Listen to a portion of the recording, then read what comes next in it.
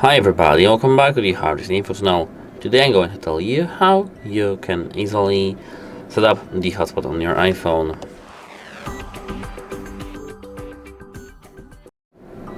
And first, open Settings, and here scroll to Personal Hotspot, tap it, and tap Allow others to join. Now, as you can see, we have our personal hotspot enabled, but to configure it, we can tap Wi-Fi password and change the password for our hotspot. We can change it to every single letter and every single number, but of course we have to remember that the password must contain at least 8 characters. To confirm the password, we have to tap this tick icon here. Apart from that, here, as you can see, we have family sharing. We can tap that and enable family sharing and child passcode approval or automatic.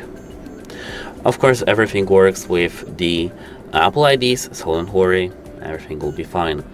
Here, as you can see, you can enable maximize compatibility, which reduces the internet performance for some devices, but the compatibility for some devices is increased. And that's it. Hope it helps you and have a nice day. Goodbye!